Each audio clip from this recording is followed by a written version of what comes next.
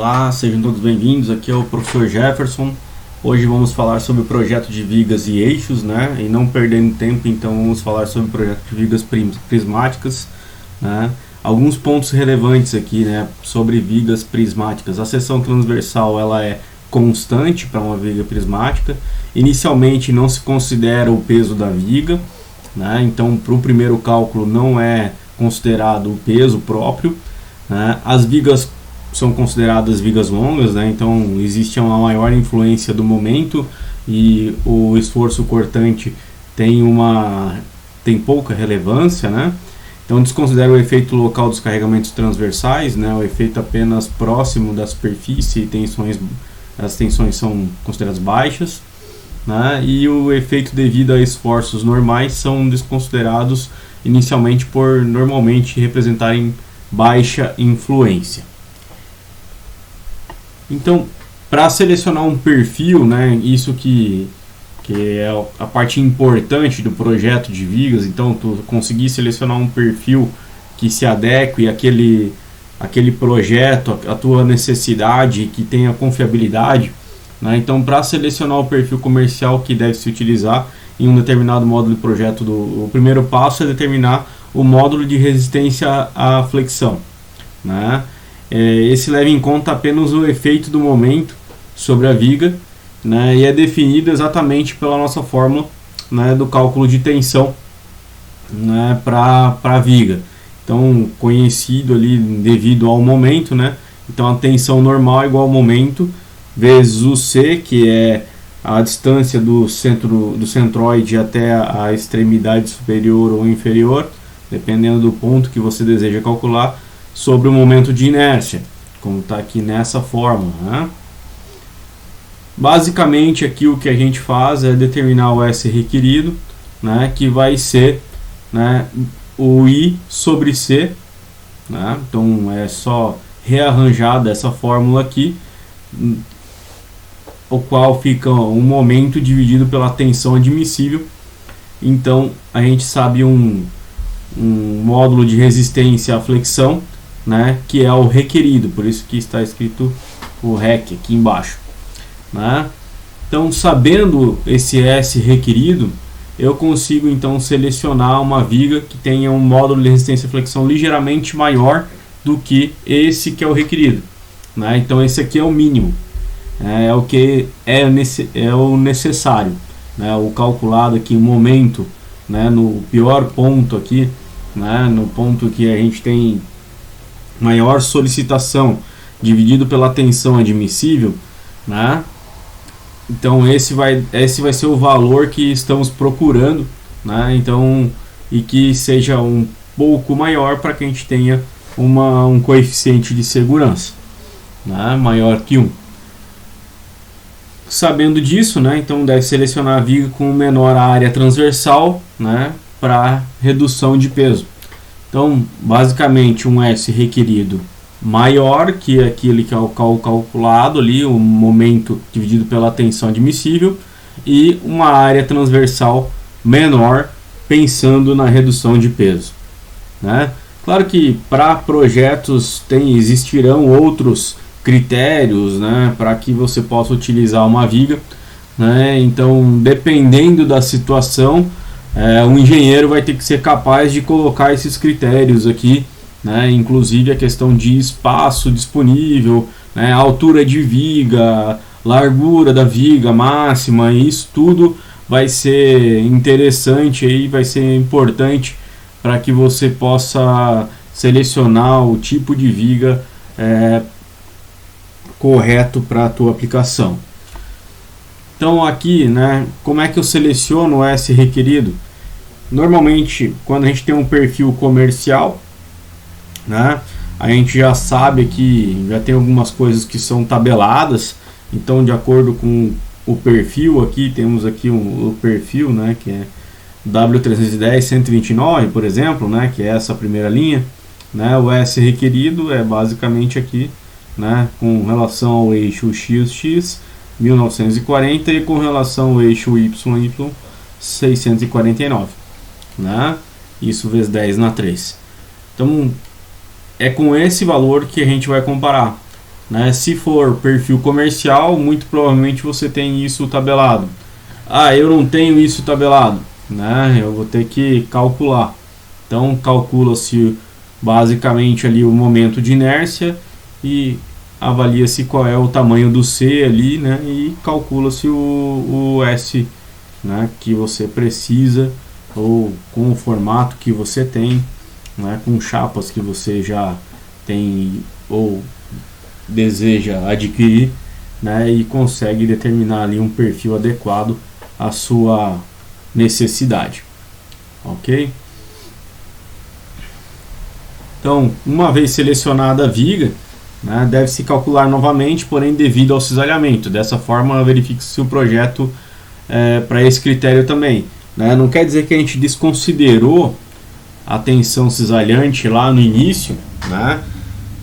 Que a gente não vai calcular ela novamente para ver se ela se esse critério de falha também está sendo respeitado. Então, basicamente, o que a gente faz aqui é recalcular, né, aquilo que a gente demandou, aquilo que foi calculado ali para tensão normal, né, utilizando apenas a tensão devido ao momento, né? Então a gente faz um recálculo aqui e verifica se a tensão cisalhante devido ao cortante, né, também está sendo atendida. Caso a tensão normal admissível máxima para tração e para compressão sejam diferentes, né, então quando a gente tem um material, né, que tem um comportamento diferente, né, para tração e para compressão, né, então a gente pode pensar aqui talvez numa cerâmica, num ferro fundido, algum tipo de material que a gente tenha um comportamento aí diferenciado em tração e em compressão. Então a gente pode selecionar uma viga que possui assimetria, né? Então que ela tem um formato diferente, né, na parte superior e na parte inferior. Dessa forma a gente pode otimizar o projeto, reduzindo a quantidade de material necessária para a construção dessa viga. Então a nossa referência aqui vão ser os perfis comerciais, né? Então o engenheiro sempre vai buscar algo que seja comercial, inclusive para o fornecimento ser um pouco mais facilitado, né? Então a gente pode buscar isso no manual do Instituto Norte-Americano de Aço e Construção, né? Ou então também como referência a gente pode ver aqui no apêndice B do livro, né? O Hibbeler que estamos utilizando, né? Então como exemplo ali, W1846, ela tem a altura de 18 polegadas e o peso de 46 libras por pé, né? Então a gente viu ali também, tem no sistema métrico também, né? Então essas referências também possuem outros dados referentes à geometria, como foi mostrado ali na tabela, né? Todos os dados ali necessários para os cálculos estruturais. Aqui também temos outras formas de a gente construir uma viga, né, prismática. Então a gente pode fazer uma viga soldada, uma viga parafusada, como está sendo mostrado aqui, né? Então vigas IFs, né? Principalmente quando a gente tem uma viga que é muito grande e as dimensões muito provavelmente não serão fornecidas, né, para de uma forma comercial, né? Então a gente acaba trabalhando com chapas, né, e uniões tanto soldadas como parafusadas. E também é bem comum, né, utilização de vigas caixão. Aqui está mostrando viga caixão em madeira, né, ou viga lâminas coladas, né, mas viga caixão é bem utilizada inclusive no ramo automotivo, né, obviamente para veículos maiores, né, como caminhões, ônibus, né, então é bem utilizada esse tipo de construção. Aqui vamos entrar em outro tópico, então, vigas totalmente solicitadas, né? O momento varia ao longo da viga, né? Isso a gente já sabe, né? Então mesmo por uma viga prismática a gente sabe que vai ter um momento que vai variar ao longo da viga, né? De acordo com o tipo de carregamento que você tiver, né? Portanto, uma viga prismática tem excesso de material na maioria dos pontos, uma vez que a gente sempre vai dimensionar para o pior caso, né? Então, todos os outros pontos a gente vai ter um excesso de material, porque aquele pior caso é o que vai ser, né, a referência. Então, a ideia de uma viga totalmente solicitada é a gente sair de um formato de uma viga prismática e ir para um formato de uma viga que já tem uma transição aqui, né? Então tem um formato já otimizado para o carregamento que será empregado nela. Então, dessa forma, né, visando otimizar os projetos, por vezes é interessante que seja utilizada uma viga de seção variável. E isso vai ocorrer em algumas situações, né, por exemplo, quando a gente pode fazer uma viga fundida, né, ou quando a gente consegue trabalhar, né, a questão de solda em chapas, né, como a gente estava olhando aqui, né, essa mão francesa, né? Então, sempre dimensionando para que em cada ponto da tensão da flexão atinja o valor admissível máximo. Então, basicamente, a nossa ideia é que cada ponto aqui, né, atinja o valor admissível máximo. Então, a gente vai calcular esse formato para que a gente possa, né, otimizar e utilizar a menor quantidade de material possível, garantindo a estabilidade estrutural e que tenha um coeficiente de segurança, né, idêntico ou parecido ao longo de toda a viga, né? Então, algumas considerações, né? O modelo de viga prismática não é o mais adequado, né? Deve-se utilizar a teoria da elasticidade para maior precisão, porém tem resultados aceitáveis desde que a inclinação não seja acentuada. Então, menor de 15 graus de inclinação produz um erro de até 5%, então até 15 graus aqui a gente pode trabalhar, né? A fórmula de cisalhamento não deve ser considerada, né, para esse tipo de cálculo, pois induz a conclusões erradas, porém nas regiões em que se tem carregamentos concentrados, esse tipo de esforço deve ser analisado. Então, basicamente, quando a gente vai fazer uma viga totalmente solicitada, quando a gente vai calcular o S requerido, aquela fórmula inicial que foi mostrada, como a gente está mostrando aqui em cima, o momento já não é mais apenas um valor, aqui ele é uma função, né? Então, aqui a gente vai ter um S requerido que também vai ser uma função, né? E a gente vai conseguir variar, então, né, alguns aspectos, né, e calcular alguns aspectos, né? Daí vai depender do projetista o que ele pode modificar, né? Por exemplo, eu posso modificar a altura da viga, eu posso modificar a espessura da chapa, dependendo do critério que você utilizar, né, e daquilo que você puder modificar no seu projeto, dependendo da facilidade, né, e daquilo que você determina, aqui você vai colocar ele como uma variável, né, e é ele que será definido de acordo com o tamanho da viga, né? Esse X seria o tamanho da viga, né? Então a gente tem que agora analisar caso a caso o que pode ser modificado. Muitos casos aqui serão analisados pensando sempre na altura da viga, né? Que a gente vai variando de acordo, né, com a altura da viga ali, não com a espessura ou qualquer outra coisa, tá? Então aqui é pensando mais na questão da altura mesmo. E aqui entramos em projetos de eixos, né? Então, projeto de eixo a gente vai passar aqui de uma forma bem prática, né? Então a gente consegue visualizar aqui que a gente tem uma condição, né, que seria esse projeto desse eixo em questão, né? Que temos aqui o carregamento P1 e o carregamento P2 que provocam um torque aqui, né? Então a gente vai basicamente fazer o diagrama de corpo livre desse eixo, né? A gente está vendo aqui que ele está em dois mancais aqui, né? E com isso a gente consegue desenhar o diagrama de corpo livre, né? Então aqui o AX e AZ, né? Então o P1Z e o P1X, então que é o P1 decomposto aqui, mais o torque que ele provoca no eixo. Aqui também tem o outro torque, né? E o P2 que está para baixo, assim como o BZ e o BX aqui que estão também representando aqui os esforços do mancal.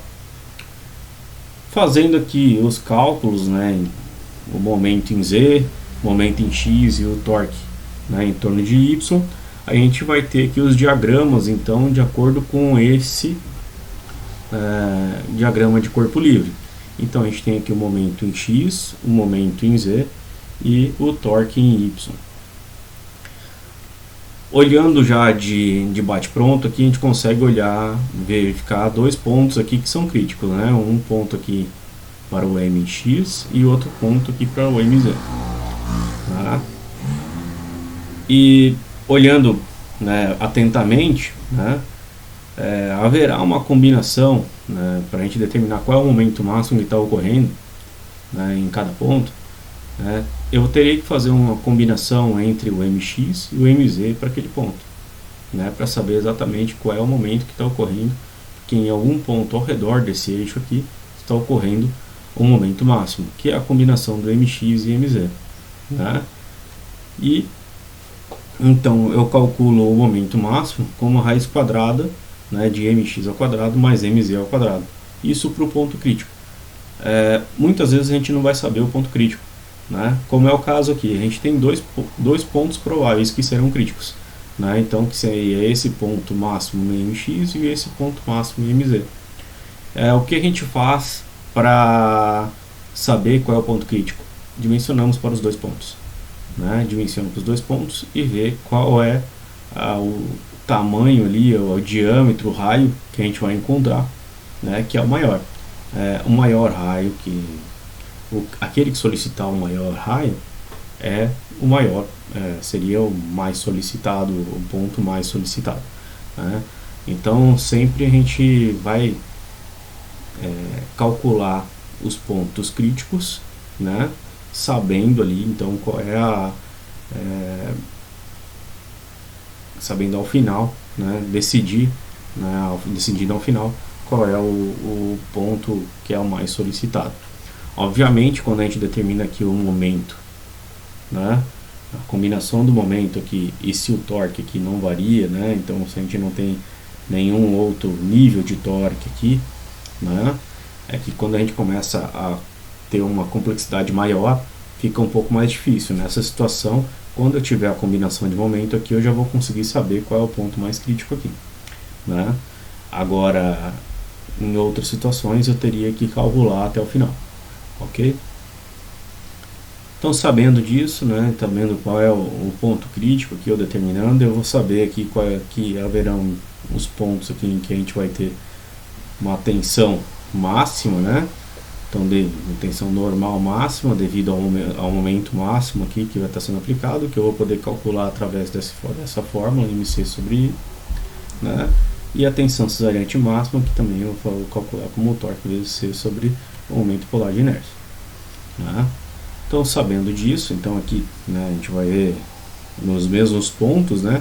Então, o que eu vou ter é uma combinação da tensão máxima e da tensão cesariana devido ao torque.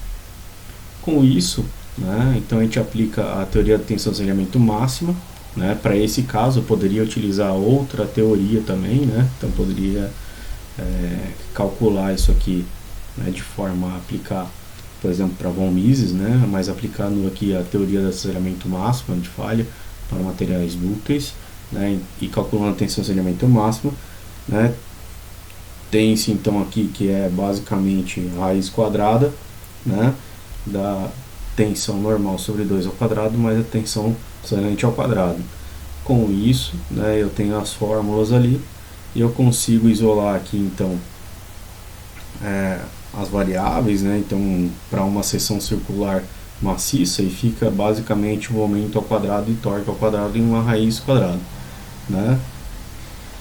Como C seria o raio, né, dessa seção circular maciça, né, eu isolo essa variável, que é exatamente o que eu desejo calcular, né, e consigo então, né, uma fórmula aqui, dependendo apenas da tensão admissível, do momento, né, máximo, que é a combinação dos momentos, e do torque, que é aplicado, né, naquela seção. Ok? Bom, sem mais, eu fico por aqui. Se tiverem dúvidas, estou à disposição. Até a próxima. Tchau!